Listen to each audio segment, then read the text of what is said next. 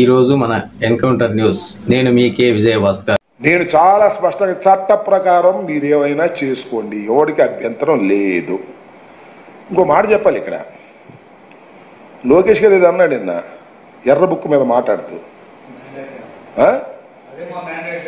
మ్యాండేటర్ అలా ఎర్ర బుక్లో ఏమి రాశాను అంటే, చట్టానికి వ్యతిరేకంగా ఎవరైతే ప్రవర్తించారో వారిని యాక్షన్ తీసుకోవడం కోసం ఎర్ర బుక్ రాసుకున్నాను. దానికి ఎర్ర బుక్ ఎందుకు, ఎర్ర బుక్ ఎందుకు, పచ్చ బుక్ ఎందుకు?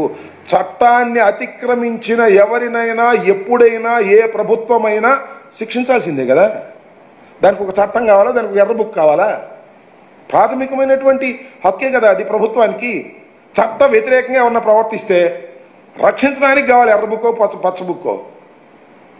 వాళ్ళని శిక్షించడానికి ఎర్ర బుక్ ఎందుకు నాకు అర్థం కాలేదు.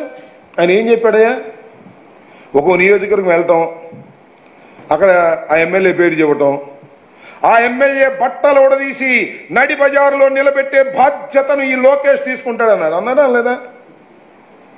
అది ఎర్ర బుక్క? అది మాట్లాడాల్సిన మాట? వాటిని అట్లా మాట్లాడచ్చు ఒక రాజకీయ నాయకుడు?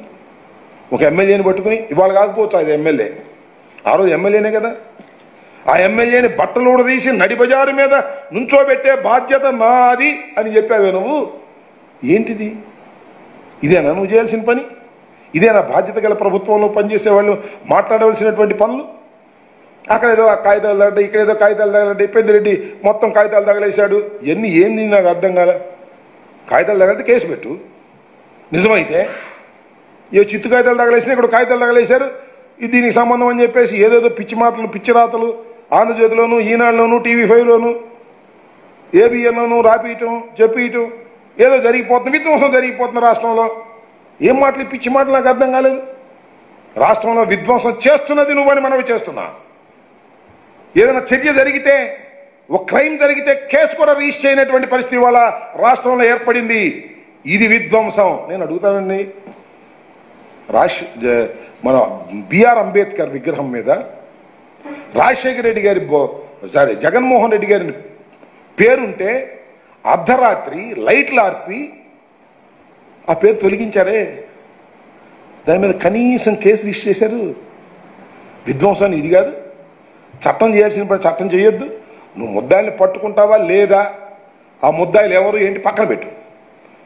ఒక దుశ్చర్య జరిగితే బాబాసాహెబ్ అంబేద్కర్ విగ్రహం దగ్గర జగన్మోహన్ రెడ్డి గారి పేరుని దుండగులు తొలగిస్తే కనీసం క్రైమ్ కూడా కట్టలేనటువంటి దుర్మార్గమైన ప్రభుత్వం ఇది. ఈ ప్రభుత్వం విధ్వంసం సృష్టిస్తుంది.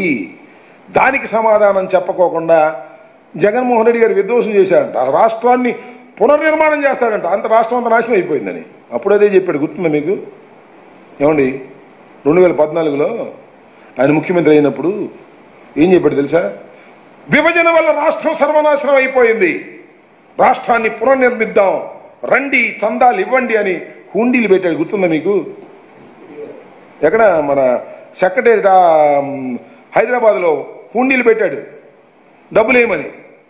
నాయన తప్పునైనా అట్లా హుండీలు పెట్టకూడదు ప్రభుత్వం, అది తిరుమల తిరుపతి దేవస్థానంలో పెట్టాలి తప్ప ఎక్కడ పెడితే అక్కడ దేవాలయాలు పెట్టాలి తప్ప ఎక్కడ పెడితే అక్కడ పెట్టకూడదు అంటే టక్కన ఇచ్చాడు. ఇవాళ కూడా అడుగుతున్నాడు, చందాలు ఇవ్వండి అన్నా క్యాంటీన్ నడుపుతానని. ఎవరన్నా చచ్చిపోతేనంట ఆ దినం రోజున అక్కడ చేయాలంట, ఎవరన్నా పుట్టినరోజు కంట అక్కడ పుట్టినరోజు చేయాలంట అన్నా క్యాంటీన్లో. ఏం చెప్తాం? సాగుతుంది, గెలిచారు, రాసే పత్రికలు ఉన్నాయి, చెప్పే టీవీలు ఉన్నాయి. అబద్ధాన్ని పదే పదే ప్రచారం చేస్తే ఎంతకాలం నమ్ముతారబ్బా? ఒక 3 నెలలు, 4 నెలలు, 5 నెలలు, సంవత్సరం వేసుకో. 5 సంవత్సరాలు నమ్మిస్తావా? ఇప్పుడు నమ్మించడానికి ప్రయత్నం చేశావు కదా. వరల్డ్ ఎక్స్పర్ట్స్, కెనడా వాళ్ళు, అమెరికా వాళ్ళు చెప్పారు కదా నీ బండారం అంతా. చంద్రబాబు నువ్వే తప్పు చేశావు, నీ వల్లే డయాఫ్రమ్ వాళ్ళు కొట్టుకుపోయింది అని చెప్పారు కదా స్పష్టంగా. చదువుకో, మేధావులు చదువుకోమని మనవి చేస్తున్నా, తెలుగుదేశం అభిమానులు చదువుకోమని మనవి చేస్తున్నా, రైతు సంఘాల వారిని చదువుకోమని మనవి చేస్తున్నా. మేము చెప్పింది కాదు ఇది. సో దుర్మార్గం అంతా చంద్రబాబుది. ఆ దుర్మార్గాన్ని జగన్మోహన్ రెడ్డి గారి మీద నెట్టడమే పనిగా పెట్టుకొని పరిపాలన చేస్తున్నారు.